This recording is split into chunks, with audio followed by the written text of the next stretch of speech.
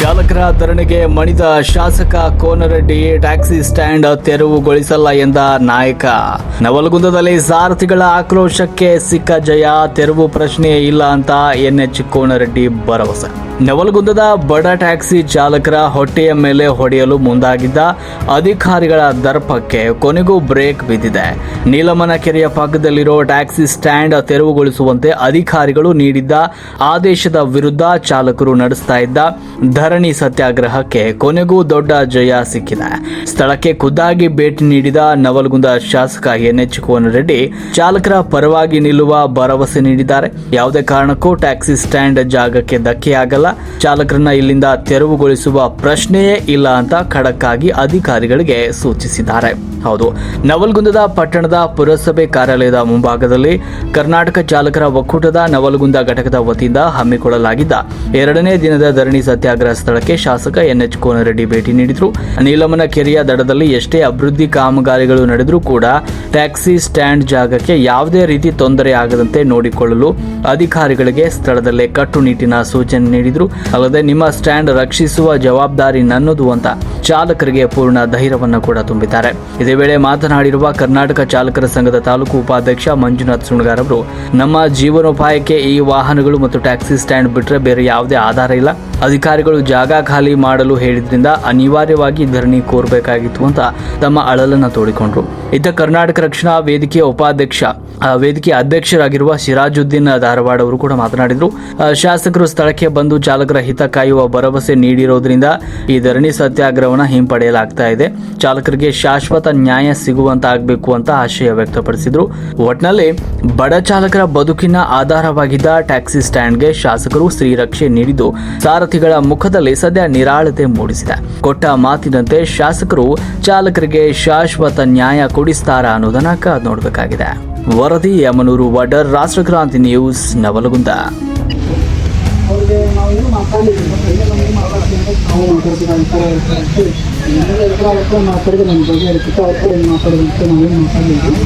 ಅವರು ಕೆಳಗಡೆ ಬಂದು ಮತ್ತೊಂದು 20 ನಿಮಿಷ ನಿಲ್ತಾರೆ, ಮೇಲ್ಗಡೆ ಮಾತಾಡ್ತಾರೆ. ಮತ್ತೆ ಬಂದು ಮತ್ತೆ ಕಾಲ್ ಮಾಡಿದ್ರು.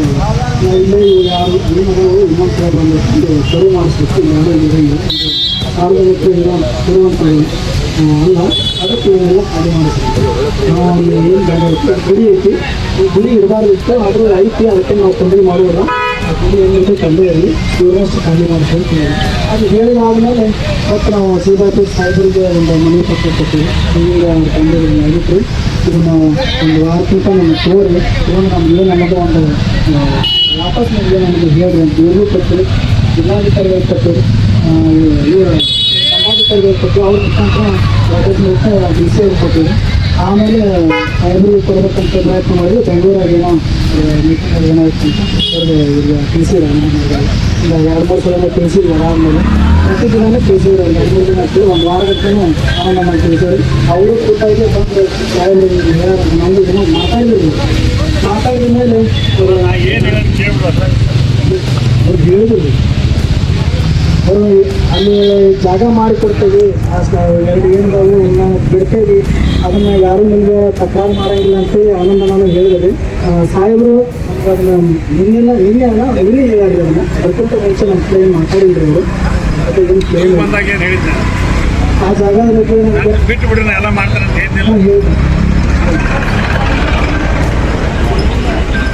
ಹೇಳಿದ್ರೆ ಆದರೂ ಸರ್ ಅಲ್ಲಿ ನಾವು ಏನೋ ಮಾಡ್ಕೊಳ್ತೀವಿ. ಈಗ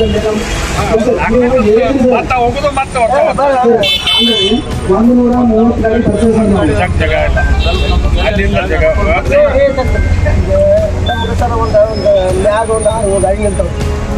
ಅನುಕೂಲ ಮಾಡಿಕೊಟ್ಟು ಮಾಡ್ಕೊಂಡು ಹೋಗ್ತೀವಿ.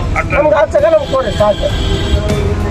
ನಿನ್ನೆ ದಂಡಾಧಿಕಾರಿಗಳು ಅವ್ರು ಬಂದು ನೀವು ಎಲ್ಲರೂ ಒತ್ತುವರಿ ಮಾಡಿರಿ ಜಾಗ ಅಂತ.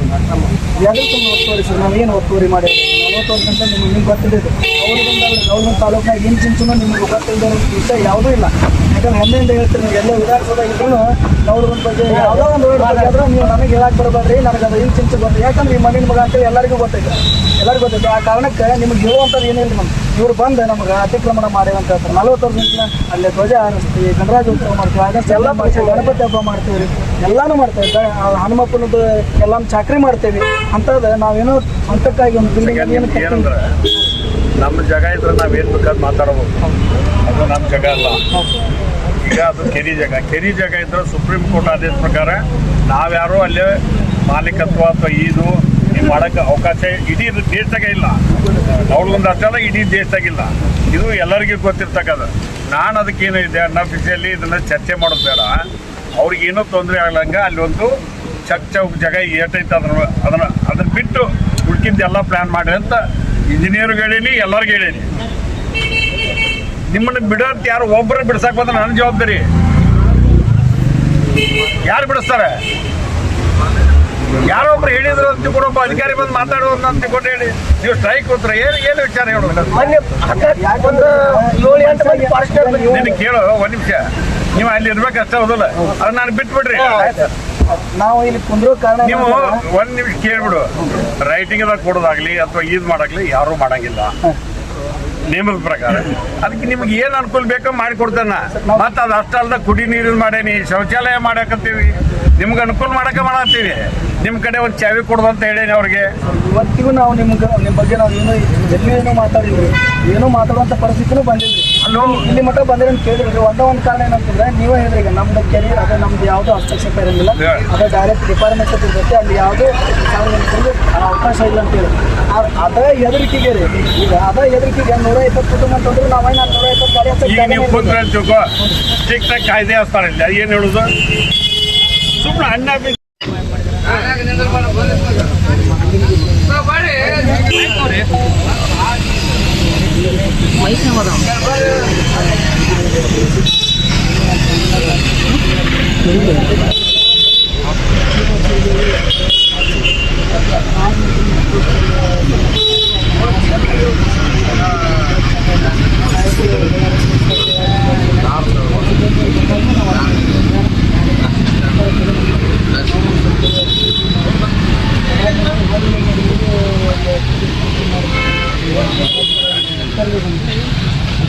ಪೂರ ಹಿಡಿ ಹೋಗಿ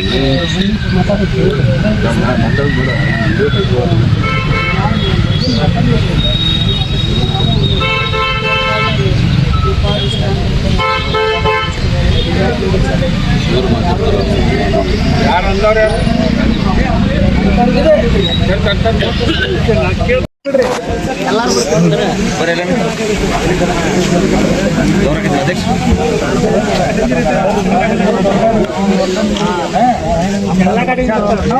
ಓಕೆ ಸರ್.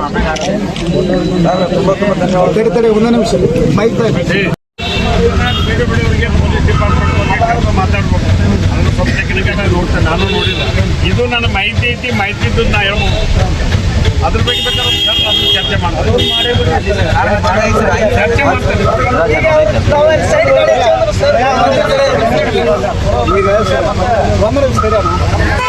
ಈಗ ಇಲ್ಲಿ ಕಾಮಗಾರಿಗೆ ಗಾಡಿ ಹೋಗೋದು ಬರೋದು ಸರ್, ಒಂದು ಗಾಡಿ ಬಂದಿರೋದಿಲ್ಲ. ಅಲ್ಲಿ ಮಟ್ಟ ಕಾಮಗಾರಿ ಮುಗಿದ ಮಟ್ಟ ಇದು ಸ್ವಲ್ಪ ಕಟನ್ಸಿರ್ ತೆಗೆದ್ರೆ ಒಳಗಿನ ಜಾಗ ಐತೆ, ಅಲ್ಲಿರೋ ಒಂದು 4 ಗಾಡಿ ಬಂದಿರ್ತಾರೆ. ಬೇಕಾದ್ರೆ ಕೆಲಸ ಮುಗೋದನ್ನು ಮುಂದೆ ಹೋಗೋದು ಅಣ್ಣ ಈಗ ಮಾಡಿದ್ರೆ ಕರೆಕ್ಟ್. ಕೆರಿ ಬರೋಲ್ಲ. ಇದು ಬರೀ ನೀವು ನನಗೆ ಹೆಂಗೆ ಮಾಡ್ಬೇಕಂತ ಗೊತ್ತಿದೆ. ಅದರ ಸಂಬಂಧ 2-3 ಬಾರಿ ನಿಮ್ಮ ಹತ್ರ ಬಂದಿರಿ. 2-3 ಬಾರಿ ನೀವು ನನ್ನ ಮುಂದೆ ಹೇಳಿರಿ. ನನಗೆ ಏನು ಅನುಕೂಲ ಮಾಡ್ಬೇಕು, ಹೆಂಗೆ ಮಾಡ್ಬೇಕಂತ ಗೊತ್ತಿದೆ. ನಾವು ಹಂಗೆ ತೆಗೆದುಕೊಡ್ತಿದ್ವಿ. ನಾನು ಮುಂಜಾನೆದ್ದು ಶಾಸಕರು ಹೇಳೋದ್ರು ತೆಗೆದುಕೊಡ್ಲಿಲ್ಲ. ಇವೆಲ್ಲ ಭಾಳ ಮಂದಿ ಮಾತಾಡ್ತಿರ್ತಾರೆ. ಮಾತಾಡೋರಿಗೆ ನಾವು ಉತ್ತರ ಹೇಳ್ಬೇಕಾಗತ್ತೆ. ಅದಕ್ಕೆ ಸೂಕ್ಷ್ಮತೆ ಐತಿ, ಅದನ್ನು ಸೂಕ್ಷ್ಮತೆ ಬಗ್ಗೆ ಅಂತದ್ದು ಒಳ್ಳೇದು. ನಿಮ್ಗೆ ಅನಾನುಕೂಲ ಆಗುದಿಲ್ಲ. ನಿಮ್ಗೆ ಅನಾನುಕೂಲ ಮಾಡಿದ್ರೆ ನಮ್ಮನವಳಿಂದ ನಾಯಕ ಅನಾನುಕೂಲ ಮಾಡಲಿ. ಅದನ್ನ ಪ್ಲಾನ್ ಇಟ್ಕೊಂಡು ಮಾಡೋದಿಲ್ಲ ನಾವು ಅದೇ ಧೈರ್ಯದ ಮಗ ನಿಮಗೆ ಕೇಳ್ತೀವ್ರಿ. ಅದ ಅಧಿಕಾರದಿಂದ ನಿಮಗೆ ಕೇಳ್ತೀವ್ರಿ. ನಾವು ಆ ಅಧಿಕಾರದಿಂದ ನಾವು ಕೇಳ್ತಿದ್ದೇವೆ ರೀ. ನೀವು ನಮ್ಮವ್ರು ಕೇಳು. ಒಂದು ನಿಮಿಷ, ಇನ್ನು ನಾನು ಲಿಂಗರಾಜ್ ಟ್ರಸ್ಟ್ ಅವ್ರಿಗೆ ಮಾತಾಡಿ, ಅದು DC ಚೇರ್ಮನ್ ಅದಕ್ಕೇನು ಸರ್ಕಾರಿ ದವಾಖಾನೆಯವ್ರು ಕೊಡ್ತಾರ ಅಂತ ವಿಚಾರಿಸ್ತು. ಅವ್ರು ಕೊಡೋದಿಲ್ಲ ಅಂದರು. ನಾ ಇನ್ನೂ ಭಾಳ ಅಡ್ವಾನ್ಸ್ ಹೋಗಿದ್ದೆ. ಎಲ್ಲ ಬಿಚ್ಚ ಹೇಳಿದ್ರೆ ಇವ್ರು ಹಂಗೆ ಮಾತಾಡ್ತಾರ್ಬಿಡ ಅಂದ್ಬಿಡ್ತಾರೆ ನಾಳೆ ಯಾವನಾರ. ಅದಕ್ಕೆ ನಾವು ಮಾತಾಡೋಕೆ ಹೋಗಲ್ಲ. ಭಾಳ ಮುಂದೆ ಹೋಗಿದ್ವಿ, ಆದರೆ ಅವರು ಕೊಡಂಗಿಲ್ಲ, ನಾವು ಅದನ್ನು ಸೇಲ್ ಮಾಡೋಂಗಿಲ್ಲ ಅಂತ ತೀರ್ಮಾನಕ್ಕೆ ಬಂದರು. ಈಗ ನಮ್ಮ ಹೊಲ ಇತ್ತ ನಾ ಏನಾರ ಬೇಕಾದ್ರೆ ಮಾಡ್ಬೋದು.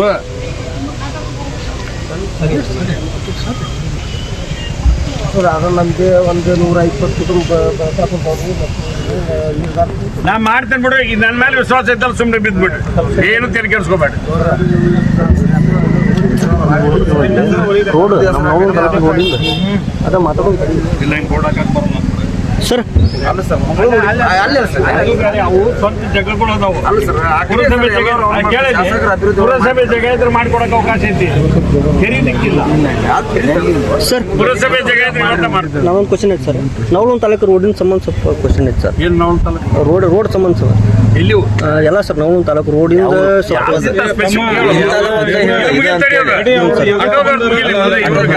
ಅದಕ್ಕೆ ಸುಮ್ಮನೆ ಐತಿ ಸರ್.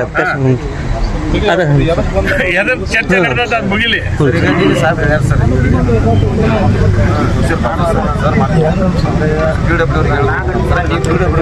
ಏನೋ ಒಂದು ನಿಮಿಷ ನಿಮ್ಮನ್ನ 4 ಮಂದಿ ಕರಿತೇನೆ. ಆಫೀಸರ್ನ ಕರೆದಾಗ ನೀವು ನಾವು ಕೊಟ್ಟು ಚರ್ಚೆ ಮಾಡೋಣ. ಬೇಕಾದ್ರೆ ನಾಳೆ ಬೆಳಿಗ್ಗೆ 9-10 ಗಂಟೆ ಸುಮಾರು ಕರೀರಿ, ಅಲ್ಲಿ IB ಬರ್ರಿ, ಚರ್ಚೆ ಮಾಡೋಣ. ಮಾಡ್ಕೊಂಡು ಏನ್ರಿ ಸಹಾಯ ಮಾಡಕ್ ಸಾಧ್ಯ ಐತಿ ಎಲ್ಲ ಮಾಡೋಣ.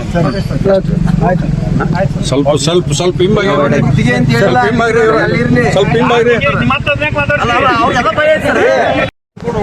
ಮಂಜು ಏನ್ ಹೇಳ್ತಾರ ಅವ್ರು ಹೇಳ್ದಂಗ ನೀವು ನನಗ್ ಬಿಟ್ಬಿಡ್ರ ವಿಚಾರ ಮಾಡ್ಬೇಡ್ರಿ. ನೀವು ಏನೂ ವಿಚಾರ ಮಾಡಬೇಡ್ರಿ. ನಿಮಗ್ ತೊಂದ್ರೆ ಆಗಂಗಿಟ್ರಾತಿಲ್ಲ. ನಿಮ್ಗೆ ಇನ್ನೂ ಈಗ ನಾಳೆ ರೋಡ್ ಐತಿ, ರೋಡ್ ಹಾಕತ್ತದ, ಪ್ಲೇನ್ ಹಾಕತ್ತದ.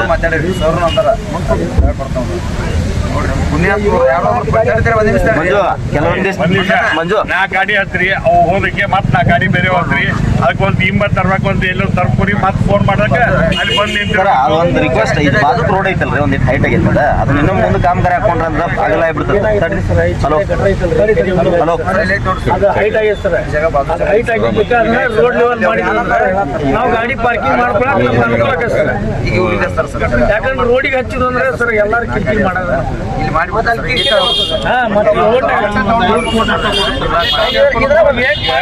ರೋಡ್ ಮೇಲೆ ನಿಲ್ಲಕ್ಕೆ ಮತ್ ಕೊಡಂಗಿಲ್ಲ. ನೀವು ಏನಿದ್ರು ಸೈಡ ಮಾಡ್ಬೇಕು ನಾವು. ಯಾರೋ ಒಂದು ಸಣ್ಣ ಇನ್ಸಿಡೆಂಟ್ ಆತಂದ್ರೆ ಅವತ್ತಿದ್ರ ಏಜ್ ಆಗತ್ತ. ರೋಡ್ ಮೇಲೆ ಮತ್ತೆ ನೀವು ಮಾಡ್ಕೊಡಿದ್ರೆ ಮತ್ತೆ ಅದು ಹೊಂದಂಗಿಲ್ಲ. ಈಗ ಏನೈತಲ್ಲ ಅದಕ್ಕೆ ಚೌಕಟ್ಟಾಗ ಏನು ಮಾಡ್ಕೊಡೋ ಜವಾಬ್ದಾರಿ ನಮ್ದು. ನೀವು ಸುಮ್ಮನೆ ಇಟ್ಬಿಟ್ಟು ಸಾಹೇಬ್ರು ನಿಮ್ ಜೊತೆ ಇರ್ತಾರ, ಅದ್ರ ಬಗ್ಗೆ ತಲೆ ಕೆಡಿಸ್ಕೋಬಾರ್ದು. ಆಮೇಲೆ ಈಗ ಕೊಟ್ಟಾಗಿದೆ. ಈಗ ಅಲ್ಲೇ ಮ್ಯಾಗ ಡೆವಲಪ್ಮೆಂಟ್ ವರ್ಕ್ ನಾನು ಅವತ್ತು ಇಂಜಿನಿಯರ್ ಕರೆಸಿದಾಗ ಪ್ಲಾನ್ ಮಾಡೋದ್ನಾಗ ಆ ಗೇಟ್ ಮುಂದೆ ತಗೋರ ಅಂತ ಹೇಳಿಲ್ಲ ಟಿಕೆಟ್ ಕೌಂಟ್ರ್. ಇಲ್ಲಿ ಇವ್ರನ್ನ ಇಲ್ಲಕ್ಕೆ ಏನು ತೊಂದರೆ ಆಗಬಾರ್ದು ಅಂತ ಹೇಳಿ ಅವ್ರು ಏನ್ ಬೇಕಾದ ಪ್ಲಾನ್ ಮಾಡ್ಲಿ, ಮಾಡ್ತಾವ ನಾನಲ್ಲ.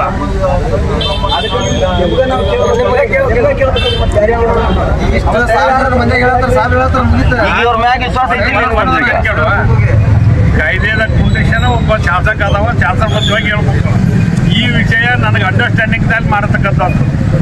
ಯಾಕಂದ್ರೆ ನಾವು ಸುಪ್ರೀಂ ಕೋರ್ಟ್ ಆರ್ಡರ್ ವೈಲೇಷನ್ ಮಾಡಕ್ ಬರಲ್ಲ.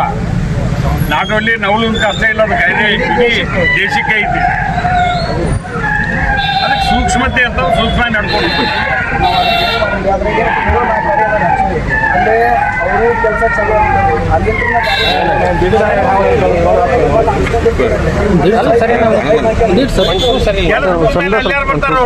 ಕೊಡ್ತಾ ಇಲ್ಲ. ಇಲ್ಲಿ ಯಾಕೆ ಅವ್ರಿಗೆ ಕುಲ್ಲ ಮಾಡಿಬಿಡ್ತೇವೆ, ನಿಮ್ಗೆ ಅಟ್ಟ ಒಂದು ಕಿಲಿಕೆ ಸಪ್ರೇಟ್ ಕೊಡ್ತೇವೆ ಬೇಕಾರೆ. ಮತ್ತೆ ಇದಕ್ಕೆ ಹೆಚ್ಚಿಂದ ಏನ್ ಮಾಡ್ಬೇಕು?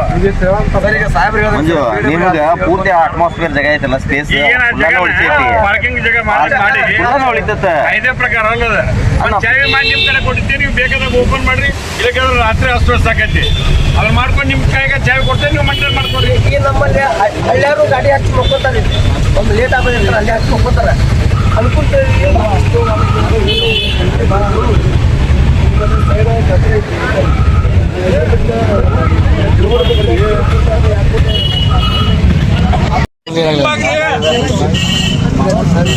ಇವತ್ತಿನ ದಿವಸ ಏನ್ ನಿರ್ಣಯ ಹಮ್ಮಿಕೊಳ್ಳುವಂತ ಸತ್ಯಾಗ್ರಹವನ್ನು ಏನು ಟ್ಯಾಕ್ಸಿ ಮಾಲಕರ ಚಾಲಕರ ಸಂಘದವರು ಏನು ಕರ್ನಾಟಕ ಚಾಲಕರ ಒಕ್ಕೂಟ ಏನು ಒಂದು ಹೋರಾಟವನ್ನು ಹಮ್ಮಿಕೊಂಡಿದ್ರೆ ಇದಕ್ಕೆ ಎಲ್ಲ ಕನ್ನಡ ಪರ ಸಂಘಟನೆಯವರು, ದಲಿತ ಪರ ಸಂಘಟನೆಯವರು, ರೈತ ಪರ ಸಂಘಟನೆಯವರು ಎಲ್ಲರೂ ಕೂಡ ಒಮ್ಮತದಿಂದ ಬೆಂಬಲವನ್ನು ಸೂಚಿಸಿದ್ದಾರೆ. ಆದ ಕಾರಣ ಇದೆಲ್ಲ ಗಮನಕ್ಕೆ ಬಂದ ತಕ್ಷಣವೇ ನಮ್ಮ ನವಲಗುಂದ ಜನಪ್ರಿಯ ಶಾಸಕರಾದ ಸನ್ಮಾನ್ಯ ಶ್ರೀ NS ಕೋನರೆಡ್ಡಿ ಸಾಹೇಬರು ಇವತ್ತು ಧರಣಿ ಸತ್ಯಾಗ್ರಹ ಯಾವ ಒಂದು ವೇದಿಕೆಯಲ್ಲಿ ಬಂದು ಅವ್ರು ಏನೈತಿ ಈ ಟ್ಯಾಕ್ಸಿ ಮಾಲಕ ಚಾಲಕ ಸಂಘದವ್ರಿಗೆ ಒಮ್ಮತದಿಂದ ಭರವಸೆಯನ್ನು ಕೊಟ್ಟಿದ್ದಾರೆ. ತಮ್ಗೆ ಯಾರು ಕೂಡ ಅಲ್ಲಿಂದ ಬೇರೆ ಕಡೆ ವರ್ಗಾವಣೆ ಮಾಡೋಂಗಿಲ್ಲ. ಒಂದು ವೇಳೆ ಮಾಡುವಂಥ ಸನ್ನಿವೇಶ ಬಂದ್ರೆ ನಾ ಸದಾಕಾಲ ನಿಮ್ಮೊಂದಿಗೆ ಇರ್ತೀನಿ. ನೀವು ಅದ್ರ ಬಗ್ಗೆ ಚಿಂತೆ ಬಿಟ್ಟೇನೈತಿ ಅದ್ರ ಬಗ್ಗೆ ನಾವು ಯಾವುದೇ ರೀತಿಯಾದ ಮುಂದೆ ಏನು ಮಾಡೋಕ್ಕಿಂತ ಮುಂಚೆಗೂ ಕೂಡ ಅವ್ರ ಗಮನಕ್ಕೆ ತಂದ್ರೆ ಅವರಲ್ಲಿ ಪರಿಹಾರ ಕೊಡ್ತಾರೆ ಅನ್ನುವಂಥ ಒಂದು ಭರವಸೆಯನ್ನು ಕೊಟ್ಟಾರ. ಅವ್ರಿಗೂ ಕೂಡ ಎಲ್ಲ ಟ್ಯಾಕ್ಸಿ ಚಾಲಕ ಮಾಲಕ ಸಂಘದವರ ಒಕ್ಕೂಟದ ವತಿಯಿಂದ ತುಂಬ ಧನ್ಯವಾದಗಳನ್ನು ಸಲ್ಲಿಸ್ತಾ ಅವರಿಗೆ ಅಭಿನಂದನೆಗಳು.